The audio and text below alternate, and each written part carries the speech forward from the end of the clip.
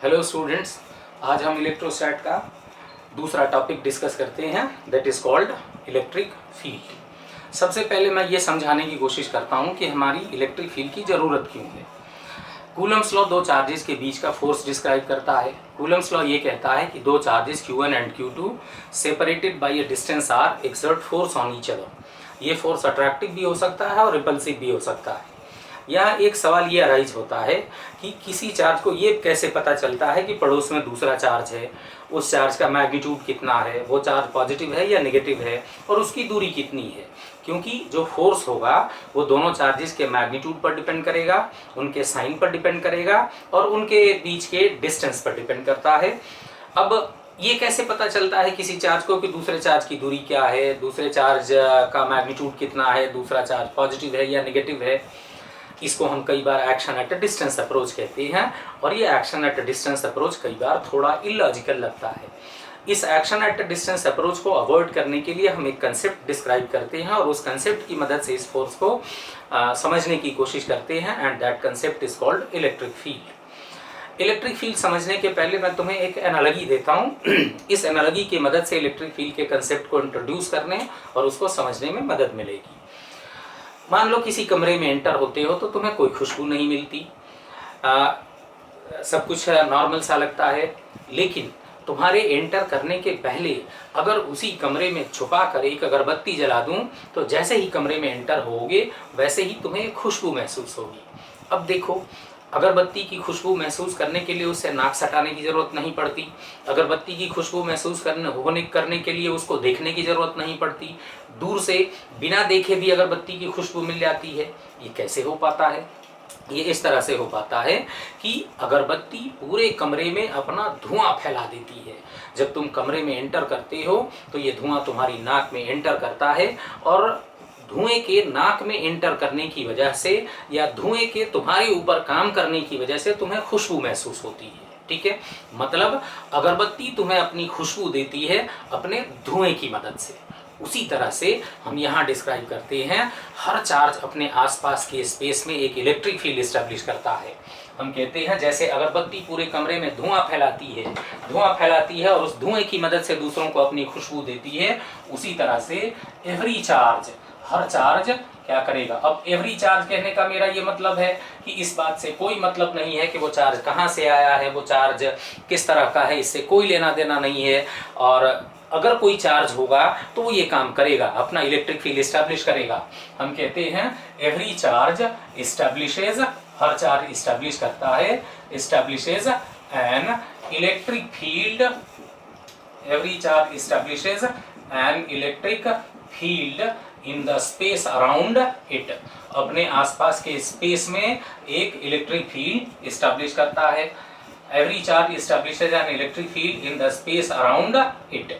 इसके बाद क्या होता है, हम ये कहते हैं कि दिस इलेक्ट्रिक फील्ड, ये इलेक्ट्रिक फील्ड क्या करेगा, it acts on other charges, ये दूसरे चार्जेस पर काम करता है। This electric field acts on other charges and due to this action, इसी के काम करने की वजह से, ड्यू टू दिस एक्शन जो दूसरे चार्जेस होते हैं वो क्या एक्सपीरियंस करेंगे, that is other charges experience, due to this action other charges experience forces of attraction और रिपल्शन। ये अट्रैक्शन या रिपल्शन का फोर्स दूसरे चार्ज एक्सपीरियंस करते हैं। Due to this action other charges experience forces of attraction और repulsion.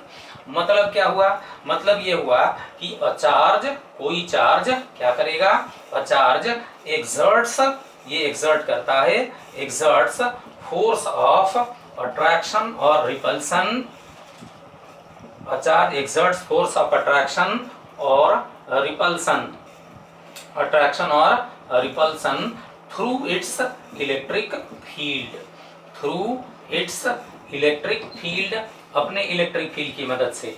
हर charge, इस बात से कोई लेना देना नहीं है कि चार्ज का ओरिजिन कहाँ है, चार्ज का लोकेशन क्या है, हर चार्ज अपना इलेक्ट्रिक फील्ड एस्टैब्लिश करता है, in the electric field establish करता है इन द स्पेस अराउंड इट, अपने आसपास के स्पेस में।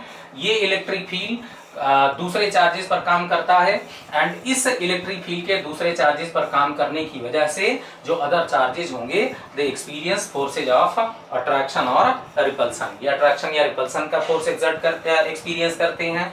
मतलब कोई चार्ज फोर्स एक्सर्ट करता है अट्रैक्शन का या रिपल्सन का on other charges through it's electric field.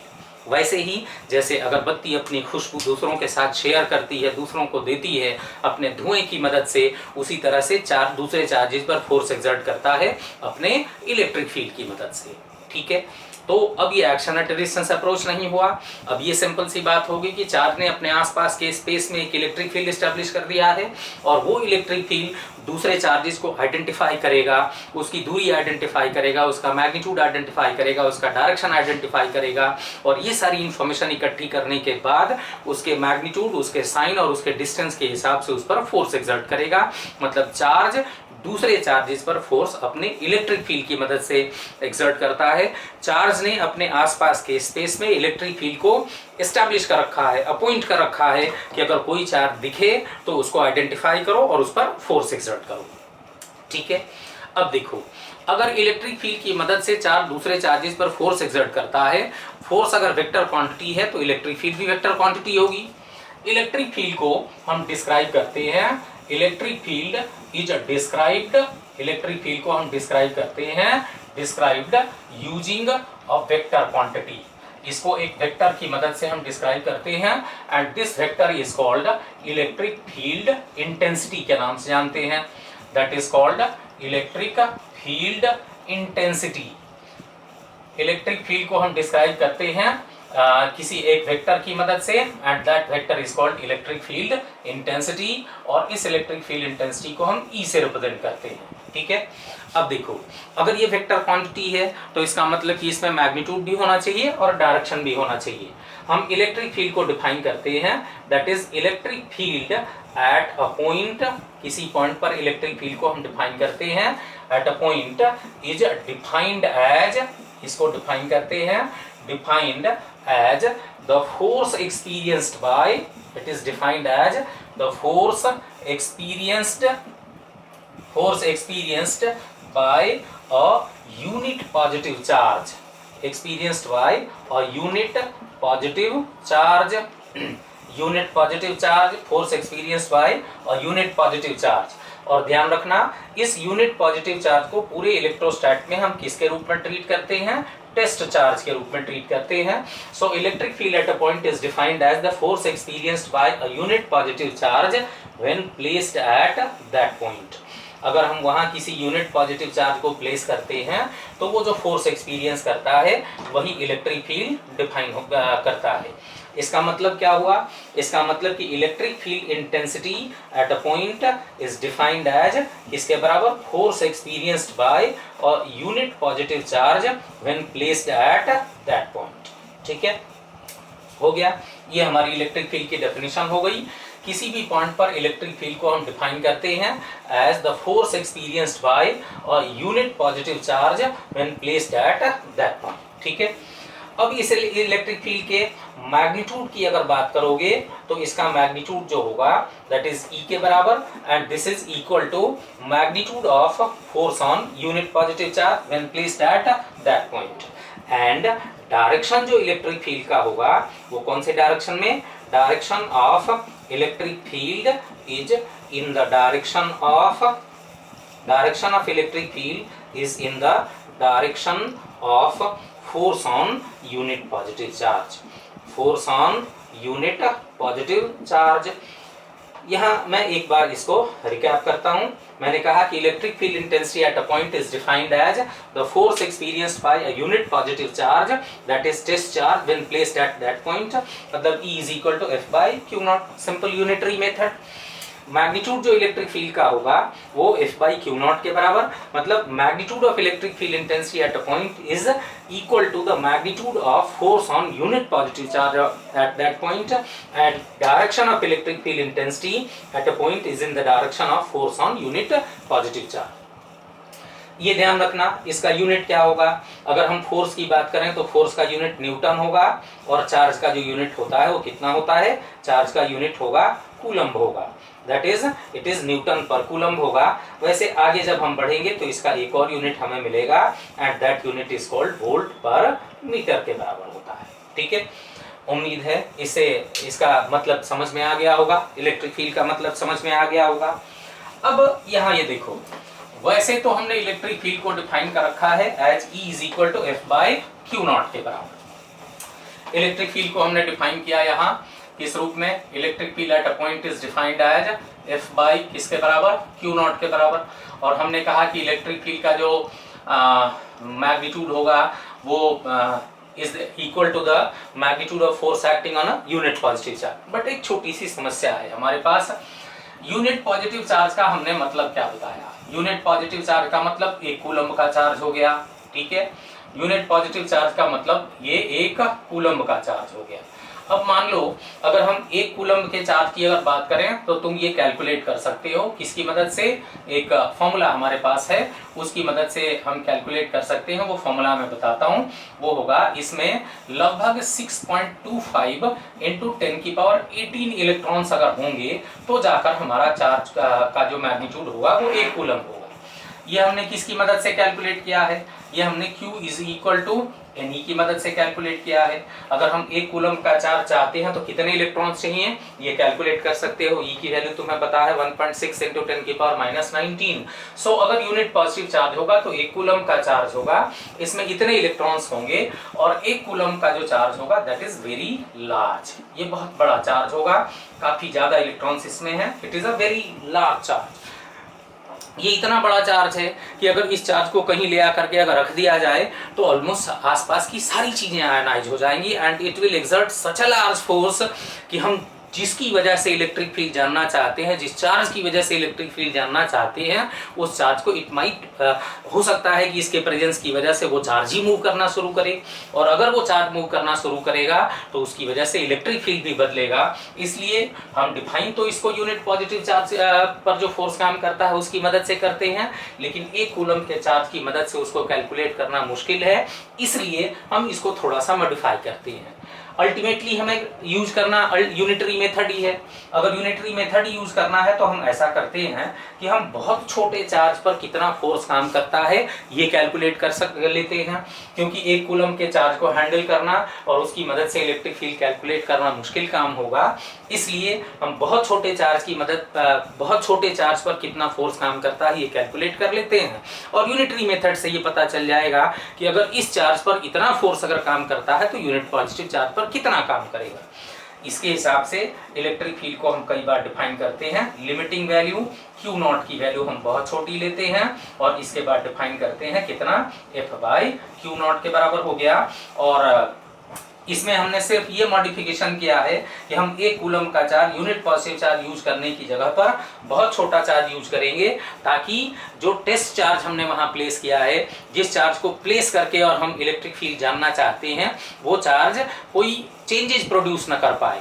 अगर वो चेंजेस प्रोड्यूस करेगा तो हमारा इलेक्ट्रिक फील्ड भी बदलेगा, और इलेक्ट्रिक फील्ड अगर बदलता है तो इसका मतलब कि हम जो चीज़ मेजर करना चाहते हैं उसको रख के वही अगर बदल जाएगी तो फिर ये तो मुश्किल होगी। इसलिए हम बहुत छोटा चार्ज लेते हैं ताकि उस चार्ज के प्रेजेंस की वजह से कोई चेंजेज वहां प्रोड्यूस ना हो, और हम जो इलेक्ट्रिक फील्ड जानना चाहते हैं उस इलेक्ट्रिक फील्ड की हम accurate value, correct value determine कर पाएं। एंड इसी पर्पज से हम बहुत छोटा चार्ज लेते हैं, लिमिटिंग वैल्यू में बहुत छोटा चार्ज लेते हैं। और अगर Q नॉट पर एक फोर्स काम करता है तो एक कूलम्ब के चार्ज पर कितना फोर्स काम करेगा ये यूनिटरी मेथड से कैलकुलेट हो जाएगा। मुझे उम्मीद है ये बात समझ में आ गई होगी, ठीक है। अगर कोई चीज़ इसमें नहीं समझ में आती तो तुम अपनी जो क्वेरीज होती हैं, अपनी जो मुश्किलें होती हैं, उनको कमेंट सेक्शन में डाल सकते हो।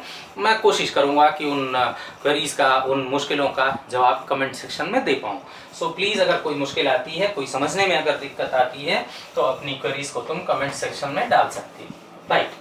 अब देखो, अगर यही हमारी डेफिनेशन है तो इलेक्ट्रिक फील्ड निकालने का थ्योरेटिकल तरीका क्या है, ये ध्यान रखना।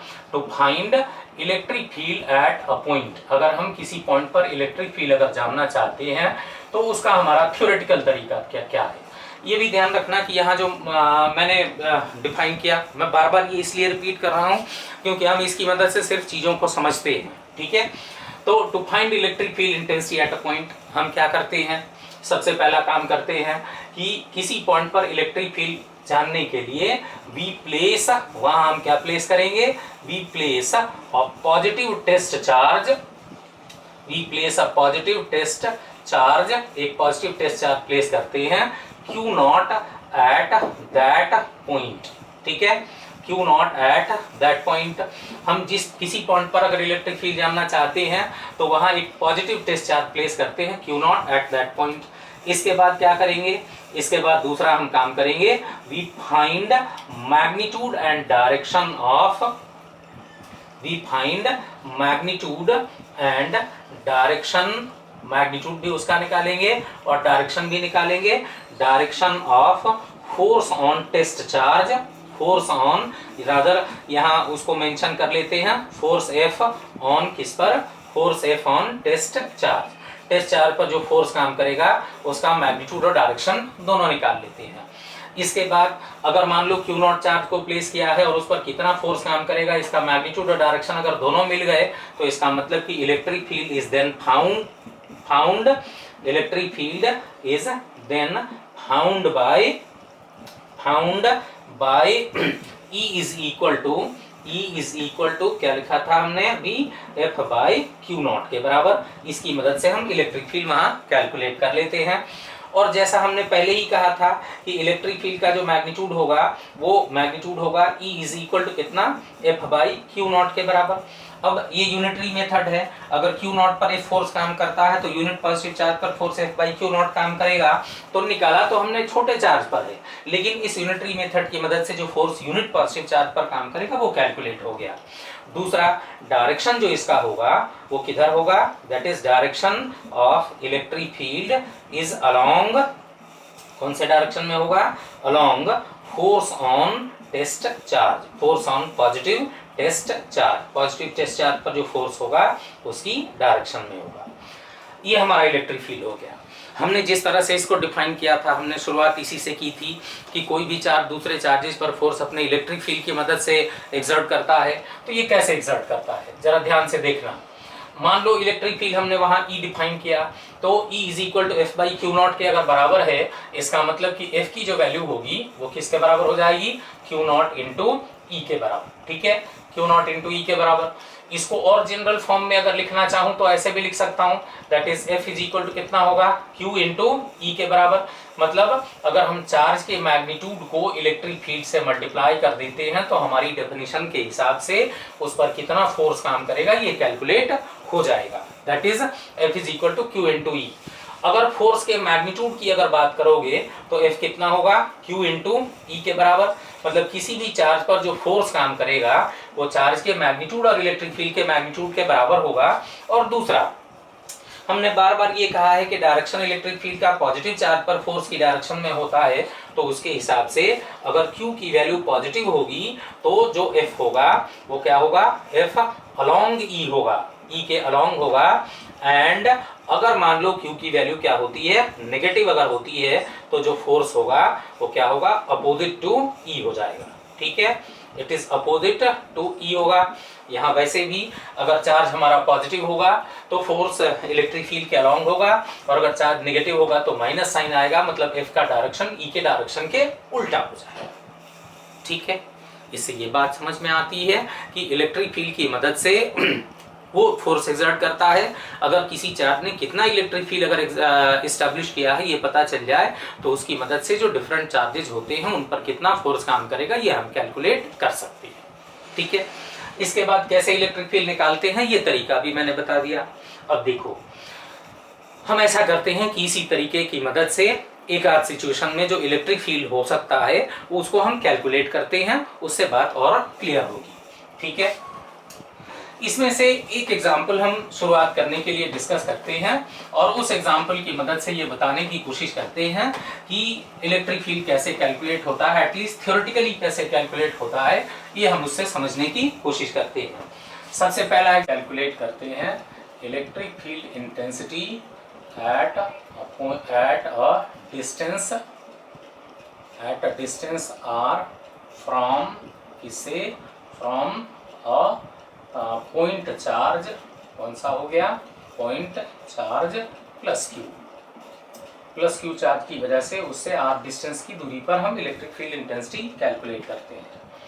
अब ये मान लो हमारा पॉइंट चार्ज हो गया, ये चार्ज कौन सा है, प्लस क्यू। इस चार्ज को हम कौन से चार्ज के नाम से जानेंगे, इसको हम सोर्स चार्ज के नाम से जानते हैं। हम जो इलेक्ट्रिक फील्ड इंटेंसिटी कैलकुलेट करना चाहते हैं ये उसका सोर्स है। अब देखो, इससे आर दूरी के इस पॉइंट पर हम इलेक्ट्रिक फील्ड इंटेंसिटी जानना चाहते हैं, ये आर डिस्टेंस हो गया, ठीक है। तो इलेक्ट्रिक फील्ड इंटेंसिटी यहाँ जानने के लिए यहाँ हम एक टेस्ट चार्ज प्लेस करेंगे, छोटा सा टेस्ट चार्ज प्लेस करेंगे जो Q0 होगा, और ये जो चार्ज होगा वो कौन सा चार्ज होगा, दिस इज टेस्ट चार्ज होगा। डायरेक्शन आइडेंटिफाई करने के लिए हम यहाँ एक और यूनिट वेक्टर डिफाइन करते हैं, this is a unit vector. कौन सा हो गया, आर कैप। यहाँ यूनिट वेक्टर डिफाइन किया, ये आर कैप हो गया। R cap is a unit vector radially away from, किससे रेडियली अवे होगा, unit vector radially away from plus Q, ठीक है। इस सोर्स चार्ज की वजह से इलेक्ट्रिक फील्ड इंटेंसिटी जानना चाहते हैं, इस पॉइंट पर जानना चाहते हैं जहां जिसका डिस्टेंस r के बराबर है। इलेक्ट्रिक फील्ड इंटेंसिटी निकालने के लिए यहाँ हमने टेस्ट चार्ज Q0 प्लेस कर दिया, और डायरेक्शन आइडेंटिफाई करने के लिए हमने एक यूनिट वेक्टर डिफाइन किया, r cap, which is a unit vector radially away from plus Q. अब जिस तरह से हमने एक्सप्लेन किया था उसके हिसाब से इस Q0 पर हम फोर्स कैलकुलेट करेंगे, और इस फोर्स को हम टेस्ट चार्ज के मैग्नीट्यूड से डिवाइड कर देंगे तो हमें क्या मिलेगा, इस पॉइंट की इलेक्ट्रिक फील्ड इंटेंसिटी मिलेगी, जैसे डिफाइन किया था हमने। अब देखो, जो फोर्स काम करेगा वो फोर्स ऑन टेस्ट चार्ज, जब वहाँ अगर हमने टेस्ट चार्ज को रखा तो उस पर जो फोर्स काम करेगा that force will be equal to F के बराबर, and this F is equal to 1/4 pi epsilon naught हो गया, कैपिटल क्यू नॉट। और ये फोर्स रेडियली अवे डायरेक्शन में है इसलिए आर स्क्वायर हो गया, और इसका डायरेक्शन कौन सा है, आर कैप। हमने कहा कि इस सोर्स चार्ज से आर दूरी के इस पॉइंट पर जब टेस्ट चार्ज Q0 को रखा तो उस पर फोर्स काम करेगा, F is equal to 1/4 pi epsilon naught Q0 by R square, और इसका डायरेक्शन आर कैप की डायरेक्शन में होगा। इसके हिसाब से अगर कैलकुलेट करेंगे तो electric field intensity at that point, उस पॉइंट पर हम इलेक्ट्रिक फील्ड इंटेंसिटी अगर कैलकुलेट करते हैं तो इलेक्ट्रिक फील्ड इंटेंसिटी हमें मिलेगी E इज इक्वल टू कितना होगा, F बाई कितना है, Q0 के बराबर, and this is equal to 1/4 pi epsilon naught हो गया, कैपिटल Q डिवाइडेड बाई क्या होगा, आर स्क्वायर, और ये आर कैप के बराबर होगा, ठीक है। मतलब इस सोर्स चार्ज की वजह से आर दूरी के इस पॉइंट पर जो इलेक्ट्रिक फील्ड इंटेंसिटी होगी उस इलेक्ट्रिक फील्ड इंटेंसिटी का ये एक्सप्रेशन होगा। ये इलेक्ट्रिक फील्ड इंटेंसिटी हो गई, that is 1/4 pi epsilon naught Q by R square into R cap. मैं एक बार रिकैप करता हूँ ताकि कोई डाउट ना रहे। हम प्लस क्यू चार्ज से आर दूरी के इस पॉइंट पर इलेक्ट्रिक फील्ड इंटेंसिटी जानना चाहते हैं। इस पॉइंट पर इलेक्ट्रिक फील्ड इंटेंसिटी जानने के लिए हमने इस पर एक टेस्ट चार्ज Q0 प्लेस कर दिया, और हम इस टेस्ट चार्ज पर फोर्स कैलकुलेट करेंगे, और फोर्स को इस टेस्ट चार्ज के मैग्नीट्यूड से डिवाइड कर देंगे तो इलेक्ट्रिक फील्ड इंटेंसिटी मिलेगी। डायरेक्शन आइडेंटिफाई करने के लिए हमने एक unit vector R cap define किया, जो unit vector radially away from plus Q है। इस टेस्ट चार्ज पर इस पॉइंट पर जो फोर्स काम करेगा वो F is equal to 1/4 pi epsilon naught Q0 by R square into R cap, क्योंकि F का डायरेक्शन आर कैप की डायरेक्शन में है। उसके हिसाब से electric field intensity at that point is equal to E, and that is F by Q0 is equal to 1/4 pi epsilon naught Q by R square into R cap, ठीक है। हमने यहाँ जो इलेक्ट्रिक फील्ड इंटेंसिटी कैलकुलेट की है वो plus Q charge की वजह से कैलकुलेट की है। इसी तरह से अगर हम कैलकुलेट करते हैं यहाँ electric field intensity at a distance r from, इससे at a distance r from a point charge minus q. अगर हम माइनस क्यू पॉइंट चार्ज की वजह से इलेक्ट्रिक फील्ड इंटेंसिटी कैलकुलेट करते हैं तो क्या होगा, यहाँ हमारा माइनस क्यू चार्ज हो गया। हमने इस माइनस चार्ज क्यू चार्ज को यहाँ रखा है, ये ऑब्वियस है कि हमारा कौन सा चार्ज होगा, ये हमारा सोर्स चार्ज होगा। इस सोर्स चार्ज से आर दूरी के इस पॉइंट पर हम इलेक्ट्रिक फील्ड इंटेंसिटी जानना चाहते हैं। एज यूजुअल ये हमारा कौन सा होगा, यूनिट वेक्टर होगा जो रेडियली अवे डायरेक्शन में है। जो यूनिट वेक्टर यहाँ बनाया था वही यूनिट वेक्टर यहाँ है। इलेक्ट्रिक फील्ड इंटेंसिटी जानने के लिए यहाँ टेस्ट चार्ज हम क्यू नॉट को प्लेस करेंगे। इस टेस्ट चार्ज क्यू नॉट पर इस डायरेक्शन में फोर्स काम करेगा, ये इस पर फोर्स काम करेगा। अब अगर हमारा टेस्ट चार्ज अगर मान लो पॉजिटिव है और ये चार्ज अगर नेगेटिव है तो ये इसको अट्रैक्ट करेगा, इस पर जो फोर्स काम करेगा वो इस डायरेक्शन में काम करेगा, और अगर इस डायरेक्शन में काम करता है तो हमारी डेफिनेशन के हिसाब से इलेक्ट्रिक फील्ड इंटेंसिटी का डायरेक्शन भी यही होगा। ठीक है, अब देखो यहाँ अगर हम कैलकुलेट करते हैं तो force on test charge at this point कितना होगा? The force on test charge at this point is F के बराबर, at this F is equal to 1/4 pi epsilon naught हो गया, capital Q naught divided by R square into ये जो electric field intensity होगी उसका डायरेक्शन आर कैप के उल्टी डायरेक्शन में है, इसलिए इसको क्या लिखेंगे?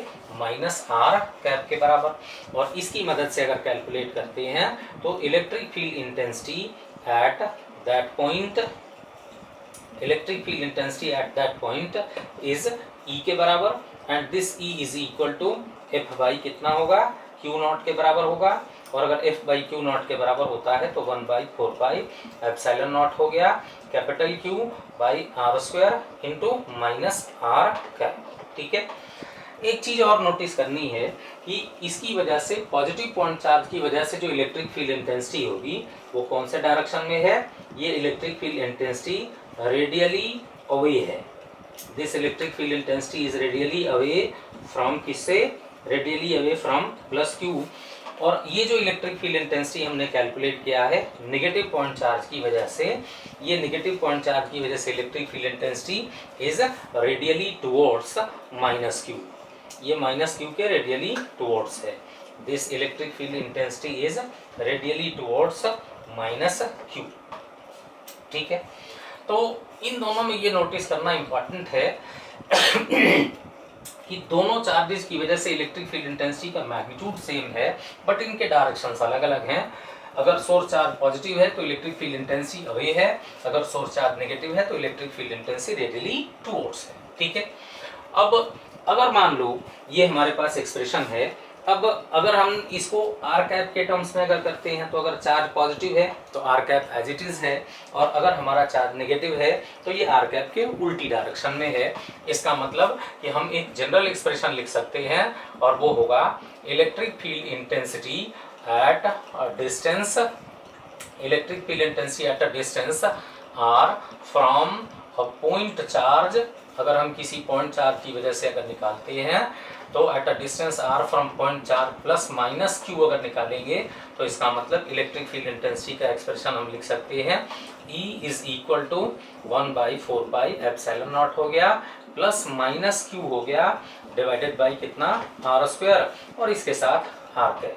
अब हम इसको मैच करने की कोशिश करते हैं।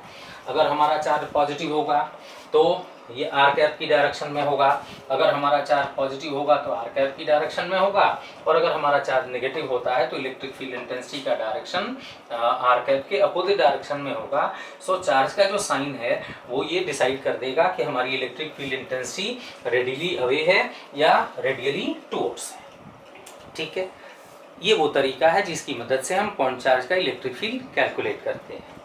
राइट, अब एक बार अगर हमने इलेक्ट्रिक फील्ड इंटेंसिटी कैलकुलेट कर ली तो ये हमने इलेक्ट्रिक फील्ड इंटेंसिटी कैलकुलेट की है वन सिंगल पॉइंट चार्ज की वजह से। एक सिंगल अगर चार्ज हमारे पास होगा तो उसकी वजह से इलेक्ट्रिक फील्ड इंटेंसिटी हम इन फॉर्मूलों की मदद से कैलकुलेट कर सकते हैं।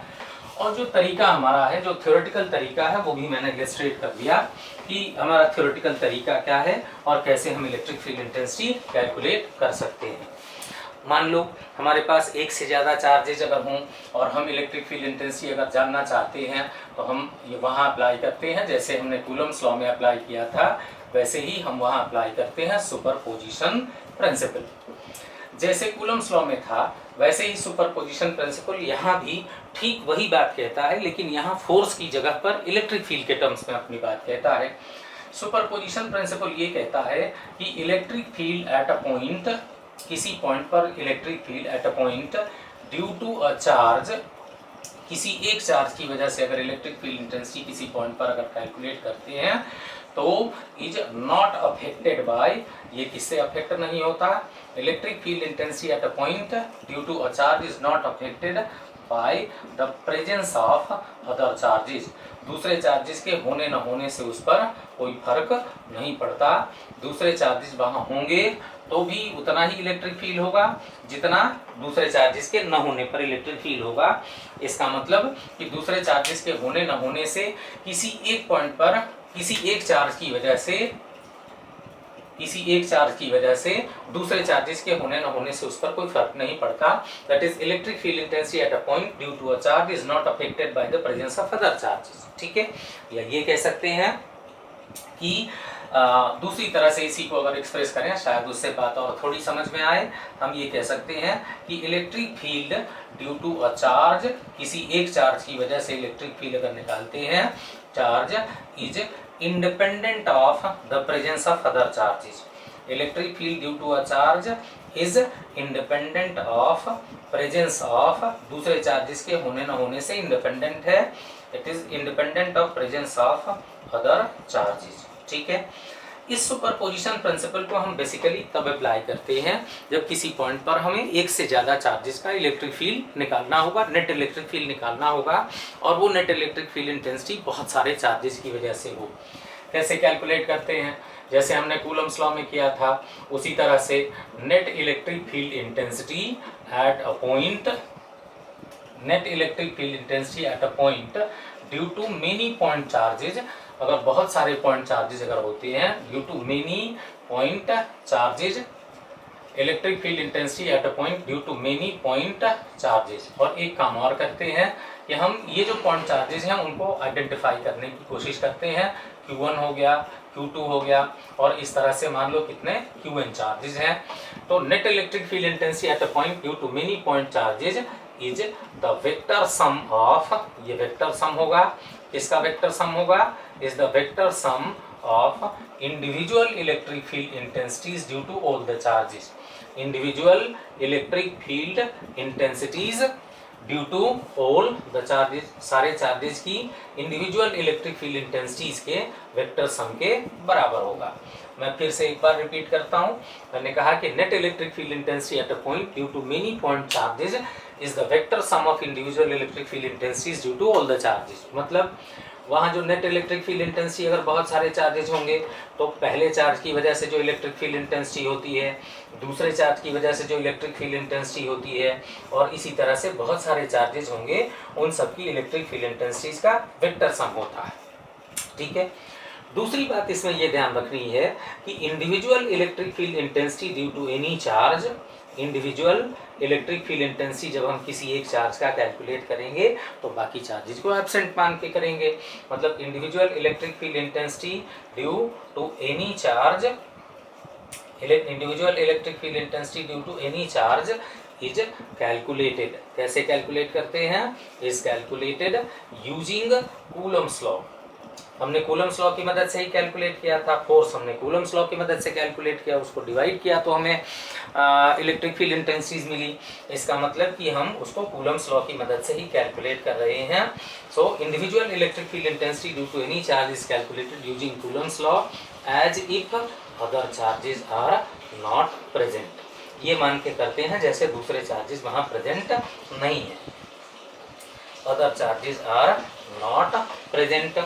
हम ये मान के करेंगे कि दूसरे चार्जेस नहीं हैं, क्योंकि किसी भी एक चार्ज की इलेक्ट्रिक फील्ड इंटेंसिटी बाकी सारे चार्जेस के प्रेजेंस से उस पर कोई फर्क नहीं पड़ता, ये उनसे इंडिपेंडेंट होती है। तो जैसे मान लो अगर हम nth चार्ज की वजह से इलेक्ट्रिक फील्ड इंटेंसिटी अगर कैलकुलेट करेंगे तो ये होगा 1/4 पाई एप्सिलॉन नॉट हो गया, प्लस माइनस कितना Qn डिवाइडेड बाई Rn का स्क्वायर इंटू Rn कैप के बराबर हो जाएगा।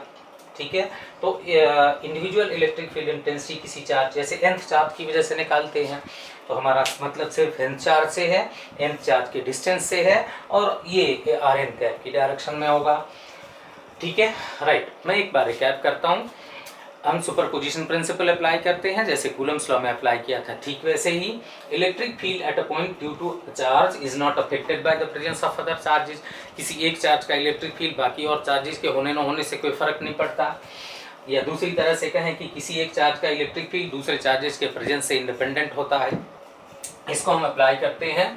और बहुत सारे चार्जेस की वजह से नेट इलेक्ट्रिक फील्ड इंटेंसिटी अगर निकालनी होगी तो net electric field intensity at a point due to many point charges is the vector sum of individual electric field intensity due to all the charge. हर charge का individual electric field निकालते हैं और उनका वेक्टर सम करते हैं तो net field मिलता है।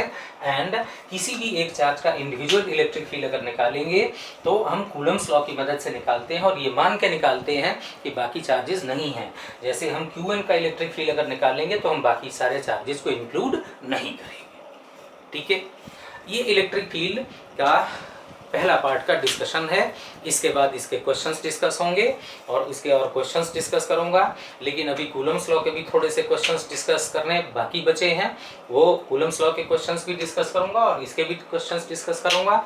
और फिर इलेक्ट्रिक फील्ड का जो दूसरा पार्ट है वो भी वीडियो अपलोड करने की कोशिश करूँगा।